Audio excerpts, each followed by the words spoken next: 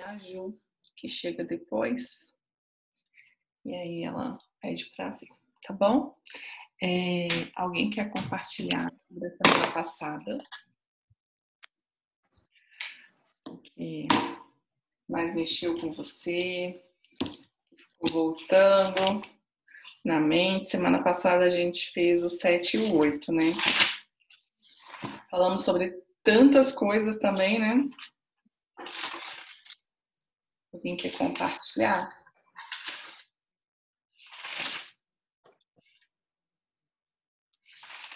Acho que a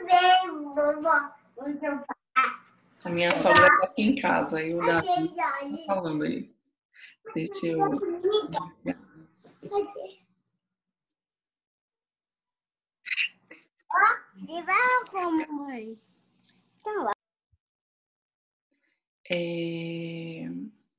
Gente, então, vou pedir para vocês, toda vez que a gente terminar o estudo, ou toda vez antes de começar, eu sei que às vezes é muito corrido, a gente não consegue separar um tempo antes para isso, né? Mas para vocês separarem alguma passagem, porque como eu falei lá no grupo, é muito edificante esse tempo de compartilhar, a gente vê na prática o efeito que está fazendo no nosso coração. Porque aqui a gente não está buscando só conhecimento, né? Aqui não é um seminário, não é uma faculdade, a gente está buscando conhecer da palavra e aplicar ela na nossa vida, né? Então, esse momento de falar, de compartilhar, é muito importante para que a gente internalize, né? Para que vire parte da gente esse conhecimento e não uma coisa que a gente, quando senta para pensar, a gente lembra. É algo que tem que fazer parte da nossa vida. É isso que Deus espera de nós, que a gente viva intensamente a palavra. Vamos lá, então, Lucas 9. Começa falando sobre quando Jesus envia os 12. Eu vou, gente, tentar mesmo ser mais sucinta. Tem tanta coisa para falar, tanta coisa legal, mas eu vou ficar mais focada para a gente não ficar ultrapassando o horário. E aí, se você no meio do caminho tiver alguma dúvida, alguma coisa que eu não falei que te chamou a atenção, aí pode interromper que a gente fala sobre esse assunto. Tá bom? Então, Jesus chamou os 12 que estavam sempre com ele, os 12 são 12 discípulos que estavam sempre com Jesus, apesar de Jesus ter vários outros grupos de discípulos, e fala que deu-lhes poder e autoridade para expulsar os demônios e curar as doenças. Então, sempre que Deus nos envia, Ele nos capacita para fazer a obra dele. A gente não faz essa obra com o conhecimento que a gente tem, com a força que a gente tem, mas a gente faz com algo que vem de Deus, sobrenatural. Temos sim que buscar capacitação que vem de Deus, poder de Deus através das nossas rotinas espirituais, mas não é por nós mesmos, é por causa daquilo que ele nos dá. E aqui fala de duas palavras, né? Poder e autoridade. Poder e autoridade vem de Deus. Não é produzido, não é ensaiado, é algo que só pode ser dado por ele. Poder, quando se fala de poder, está se falando de uma capacidade. É alguma coisa que você pode fazer, né? Então, Deus capacitou eles para fazer. E a autoridade fala do direito de exercer um poder que foi recebido. Então, eles não só tinham o poder de fazer, como eles tiveram uma autorização para usar. E tudo que eles faziam era no nome de Jesus. Era pelo nome de Jesus que eles executavam tudo aquilo que Jesus os enviou. E Jesus os enviou para quê? Para curar os enfermos, para expulsar os demônios e para pregar o reino de Deus. Deus nos capacita, mas a execução é nossa. Deus cura os enfermos, mas ele cura os enfermos através de pessoas. Não acontece só dele para o homem, mas através de pessoas, porque é a gente que proclama as verdades de Deus. As pessoas conhecem a Deus por causa do evangelho que a gente proclama. Então, ele nos capacita, mas ele nos usa para efetuar o poder dele através de nós. Jesus estava treinando os discípulos porque estava chegando o tempo dele O tempo dele, ele sabia que era determinado. Então, a obra precisava continuar. Então, ele estava treinando esses discípulos para que eles continuassem o que Jesus tinha começado. E Jesus dá várias orientações, né? Foi legal a gente ler nessa sequência, porque as mesmas orientações que ele deu para os 12 aqui no 9, ele deu para os 70 lá no 10, né? Então ele começou pelo núcleo mais próximo dele e enviou. E ele fala, olha, não levem nada, né? Não levem pão, tudo. Por que Jesus está falando disso? Ele está falando porque esse ministério é uma dependência de Deus. Quem vai suprir é Deus. Então, Jesus estava treinando eles para andar nessa confiança, nessa dependência. E fala também, né? A casa que vocês entrarem, fiquem ali até partirem. Isso fala de confiança também, de gratidão.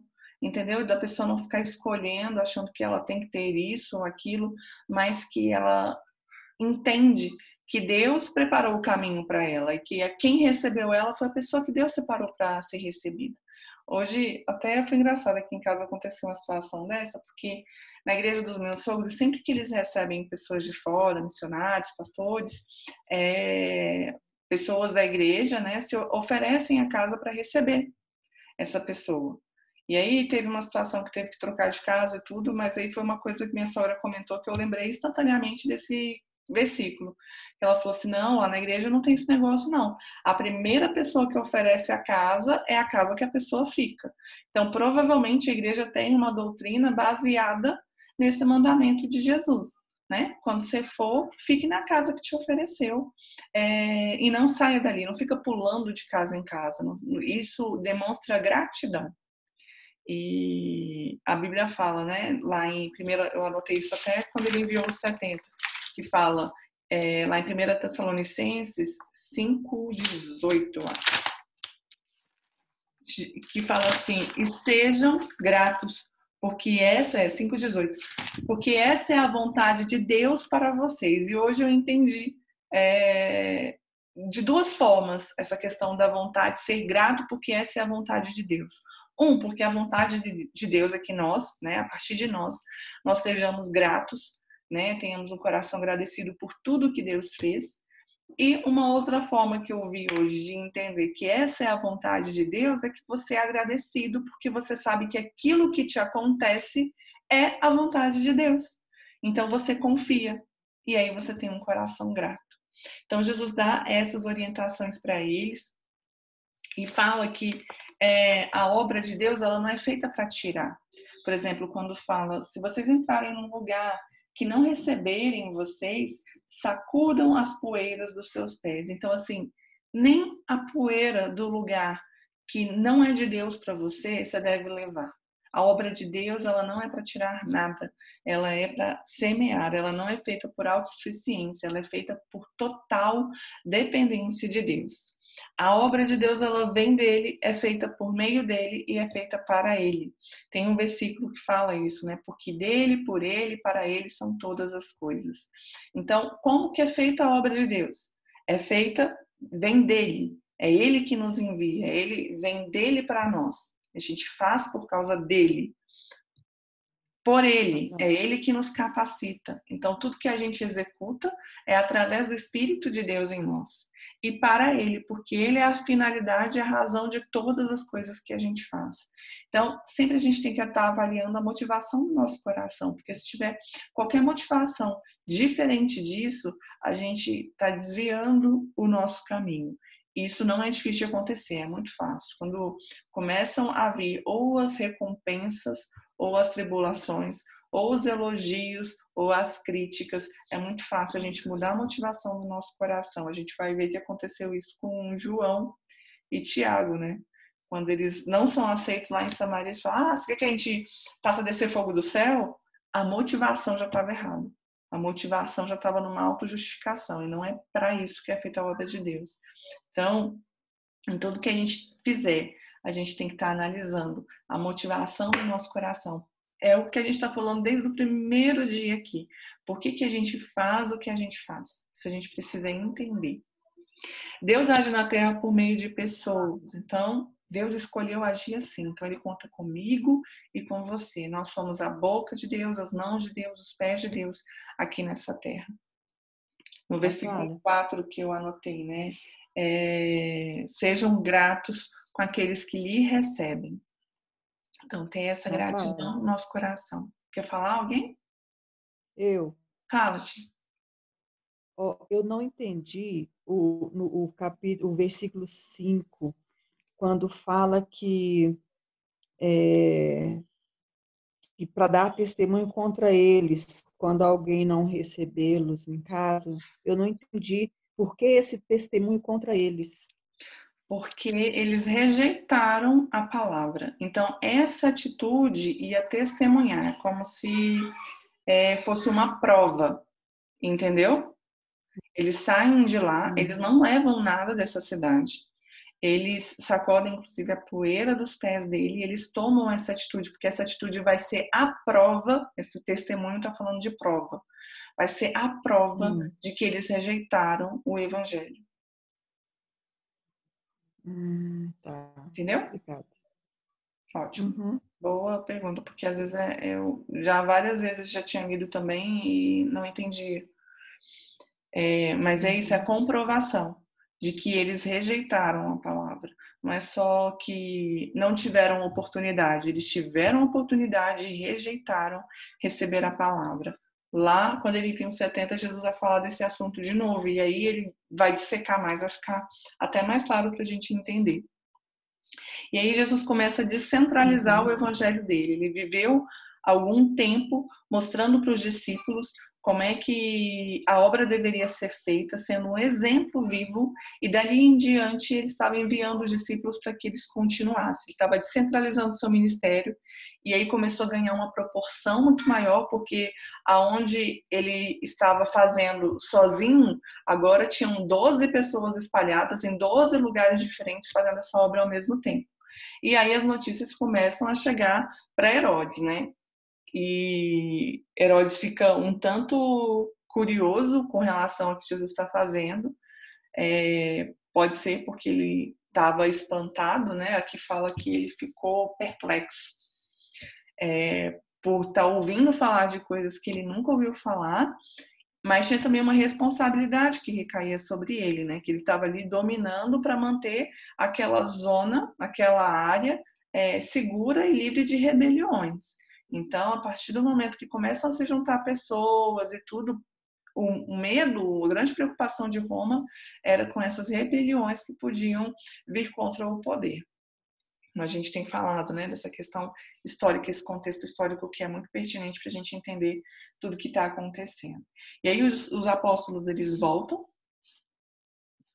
e começam a contar para Jesus tudo que tinha acontecido, né? Fizeram um relatório para Jesus sobre tudo que eles fizeram.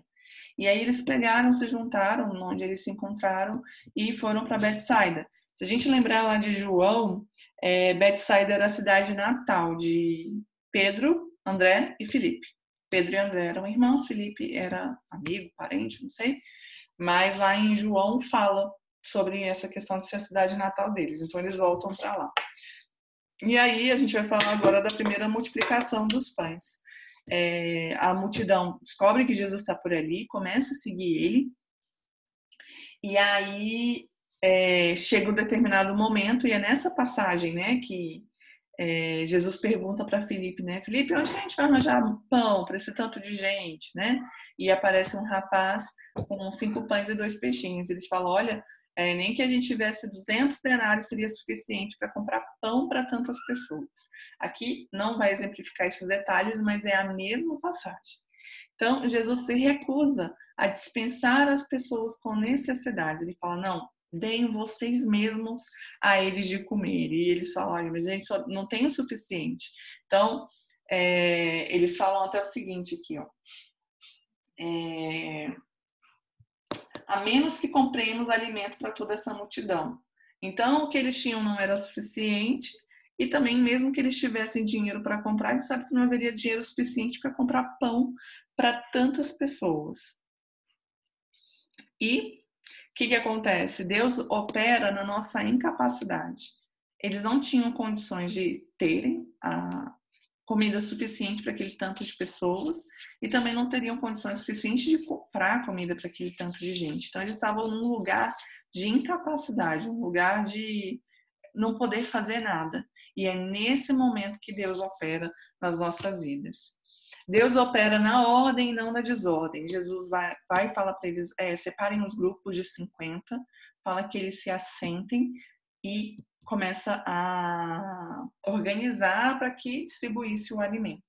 Deus não opera na desordem, até porque quando milagres acontecem no meio da desordem, a gente não sabe nem identificar qual milagre aconteceu, se aconteceu o milagre, porque está tudo uma bagunça.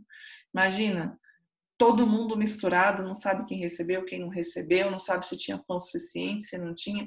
Ali foi uma forma de organizar e todos saberem o que de fato tinha acontecido. Então, Jesus está falando de ordem. De ordem. Para que Deus opere, tem que ter ordem. Jesus deu graças e mandou distribuir o pão. A gratidão, isso a gente falou lá em João e eu repito, a gratidão é o segredo da multiplicação. Quando nós temos um coração grato, Deus sempre traz mais sobre nós. Quando nós temos um coração murmurador, a gente perde até aquilo que a gente pensava que tinha. A gratidão é o segredo da multiplicação. E Deus faz além do que nós precisamos, né? Sobraram 12 cestos cheios depois que eles recolheram de pães e peixes. Sua porção é sempre abundante e ele não desperdiça nada. Lá em João fala, recolham tudo para que nada seja desperdiçado. Tudo que Deus faz na nossa vida, Ele faz mais do que precisamos. E muitas vezes o que Ele faz além do que a gente precisa é para que a gente possa abençoar outras pessoas também. Para que a gente possa ser um canal de bênção para aqueles que também estão necessitando. Provavelmente eles guardaram pão e esse pão não foi para estragar, né? Aqui em casa tem uma briga constante, porque eu guardo tudo na geladeira e o Thiago fica falando que eu fico esperando estragar para jogar fora. Aí ele fala assim, não, deixa aí mais uns 5 dias, aí depois você joga fora, que eu não deixo jogar fora antes. E eu também nunca consigo sair para doar. Esses dias até separei uma vasilhinha com carne e macarrão e não consigo sair para doar. Mas se Jesus mandou guardar e mandou não desperdiçar, provavelmente isso ia ter alguma utilidade. Então a gente não pode desperdiçar aquilo que Deus faz na nossa vida, porque Ele sempre faz de forma abundante e existe um propósito para isso que está abundando, que está além. E aí teve essa multiplicação, eles recolheram os cestos cheios. E aqui, o que acontece? Muitas coisas aqui estão organizadas por assunto também. Algumas coisas estão na ordem cronológica, mas outras coisas não dão exatamente o tempo que aconteceram, né? Falar certa vez, uma vez, enfim. E aí agora vai falar de certa vez que Jesus estava orando em particular. Gente, todas as vezes que está falando na Bíblia que Jesus estava orando em particular, eu tenho grifado. Porque isso demonstra o tanto que é importante a gente ter esse nosso tempo com Deus, particular, sozinho, específico.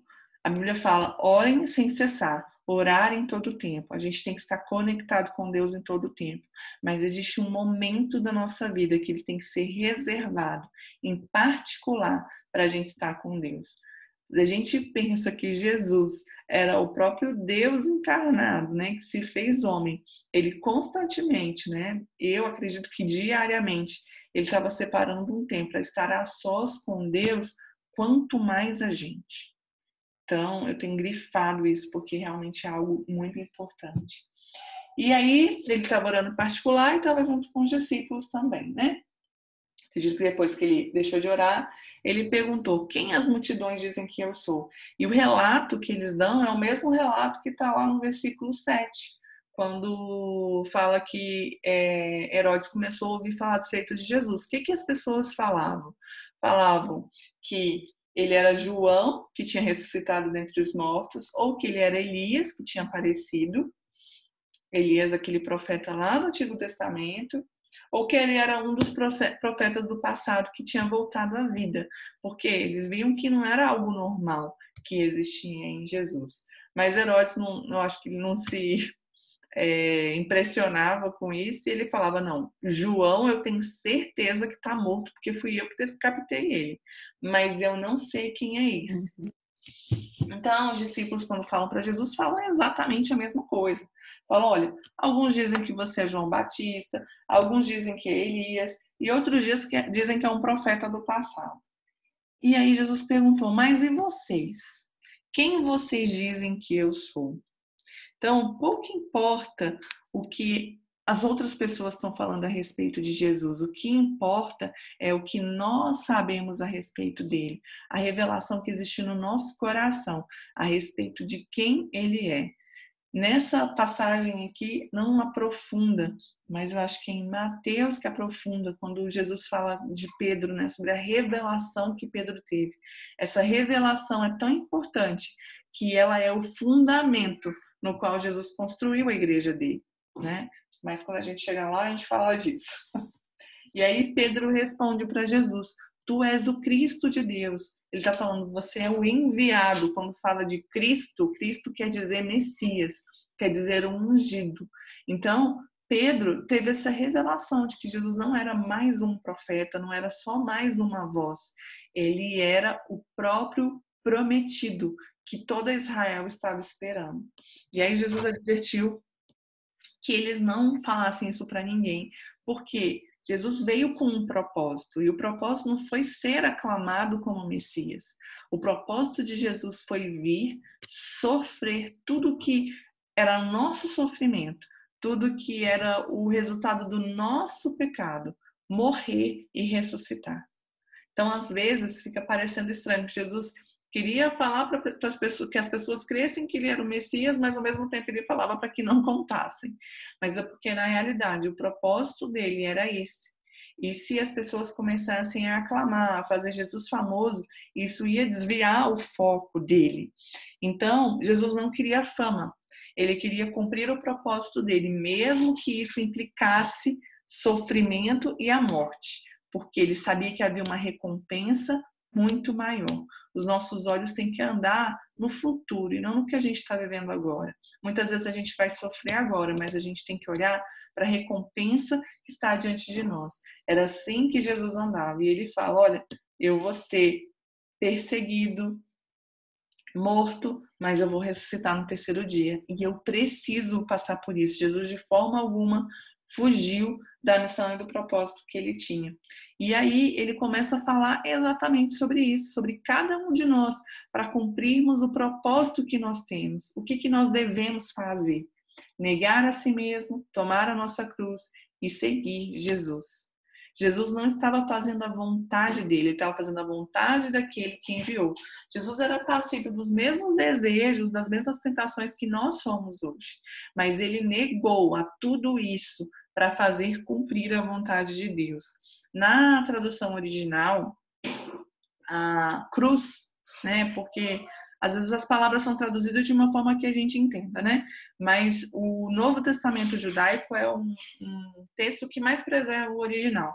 E essa passagem que está lá eu gosto demais, porque não fala cruz, fala de estaca de execução, que dá realmente para entender que Jesus está falando de morte.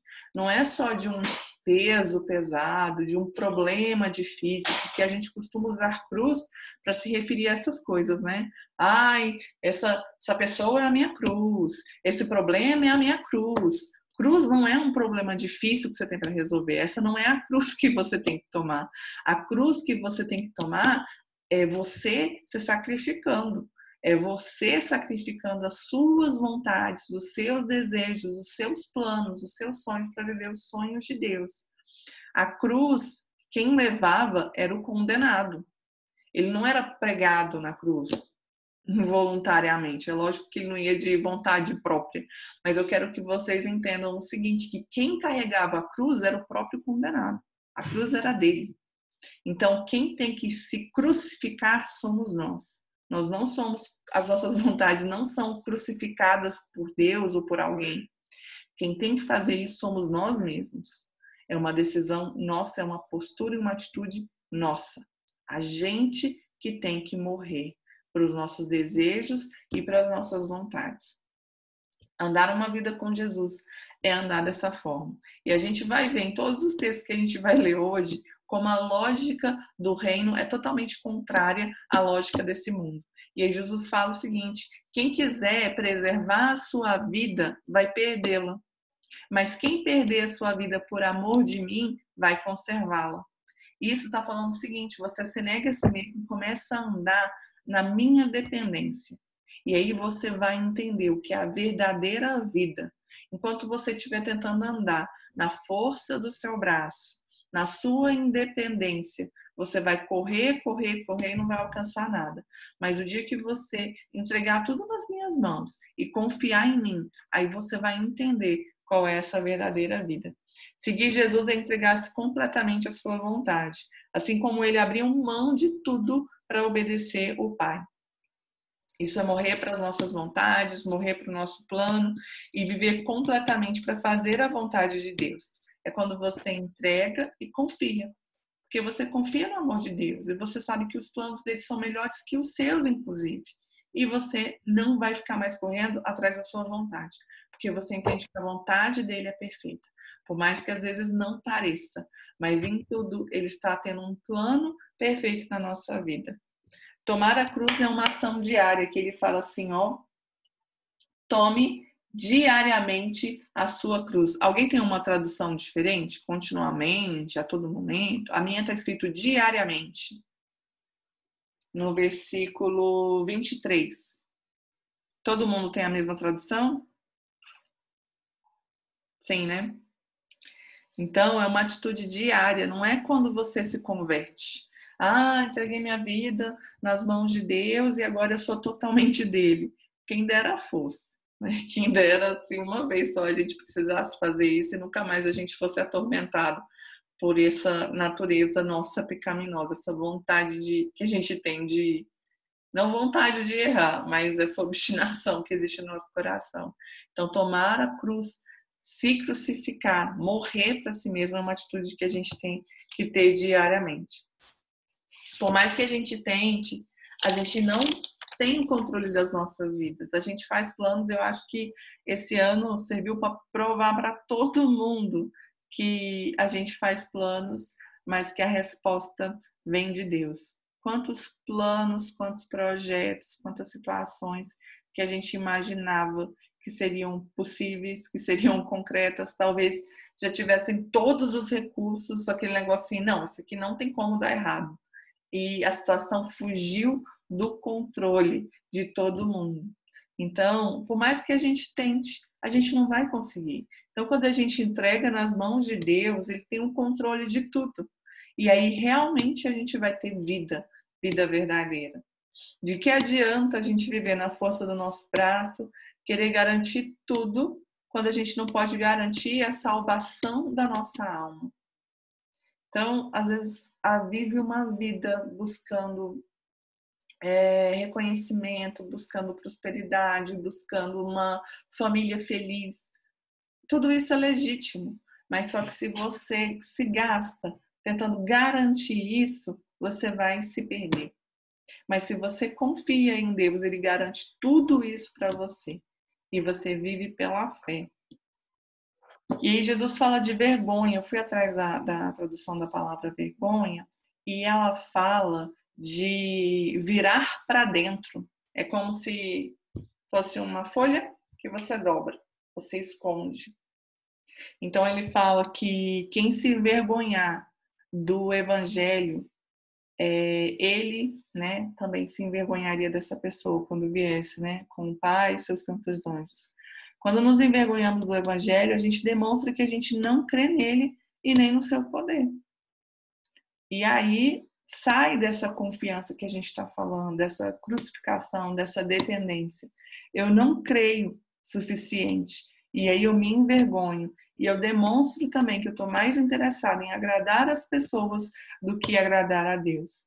E aí Deus também se envergonha da gente quando a gente não tem fé suficiente para sustentar essa palavra que é vida. Se nos envergonharmos dele, ele se envergonha de nós.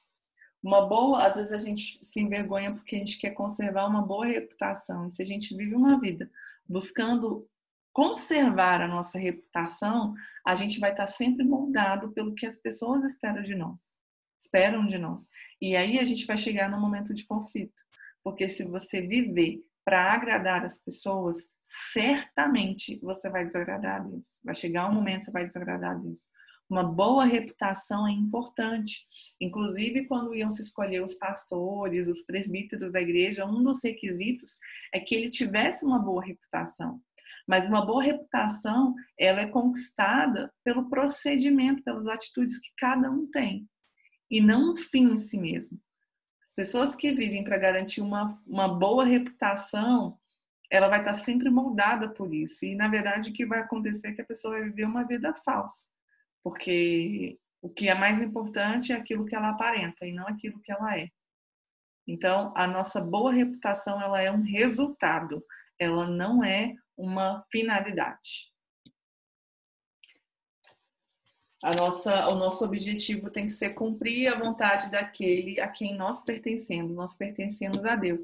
E se a gente fizer tudo que Deus quer que nós façamos, a nossa reputação vai estar conservada. O princípio é esse. Andar no caminho inverso é perigoso. E aí Jesus fala sobre o reino de Deus, né? Que alguns que estivessem ali não experimentaram a morte antes de verem o reino de Deus. Quando eu lia isso, era um momento que eu falava assim, ixi, aquele deu uma tropeçada, porque se o reino de Deus vai ser quando Jesus voltar, todo mundo já morreu. Quando Jesus fala de reino de Deus, ele está falando de governo de Deus. E existem duas interpretações para essa passagem, quando Jesus fala isso. Uma é falando do reino de Deus quando Jesus ia ressuscitar. E aí, quando Jesus ressuscitava e quando descia o Espírito Santo. E aí, o que acontece? Né? Que a coisa que deu mais clareza para mim, né? Jesus está falando o tempo todo de negar a si mesmo, se sujeitar a Ele, confiar nele, entregar a sua vida, deixar que Ele garanta o seu futuro. Ele está falando dessa entrega. E ele vem falar de reino de Deus, o reino de Deus, o governo de Deus, quando Deus governa soberano sobre todas as coisas. Esse mundo está entregue ao maligno, né? As pessoas que não têm Jesus são controladas pelo diabo, estão vivendo na natureza pecaminosa. A única forma da gente viver esse governo de Deus sobre as nossas vidas é quando nós somos guiados pelo Espírito Santo. O Espírito Santo é o Espírito do próprio Deus, e lá em Gálatas eu acho que fala o seguinte, que todos aqueles que são guiados por Deus são os filhos de Deus. Então, esse reino de Deus, esse governo absoluto. Jesus fala, né, quando pergunta assim, quando vai vir o reino de Deus? Jesus fala assim, o reino de Deus está em vós.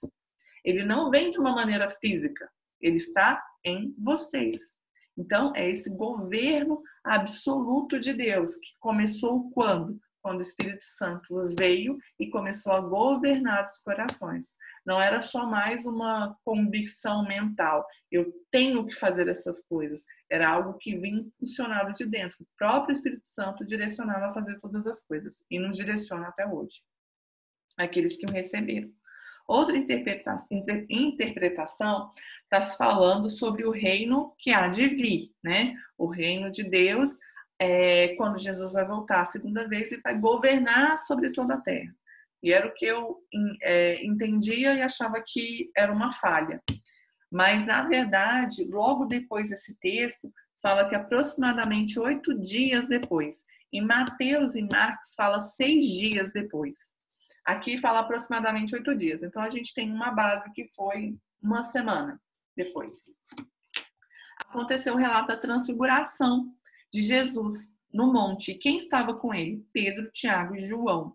Então, algumas pessoas entendem que o que Jesus quis dizer, como que alguns não iam experimentar a morte antes de ver o reino de Deus, foi essa experiência que os discípulos tiveram quando viram a transfiguração de Jesus, né? Eles viram como é que Jesus ali num corpo glorificado, Jesus ali assumindo a divindade dele, vamos dizer assim, foi uma amostra grátis de como é que vai ser esse reino vindouro em que Jesus vai governar sobre todas as coisas. Tá faltando menos de 1 minuto. Aí vocês entram de novo, tá? Então, tem essas duas interpretações com relação ao reino de Deus. Mas a gente entender que reino de Deus está falando desse governo absoluto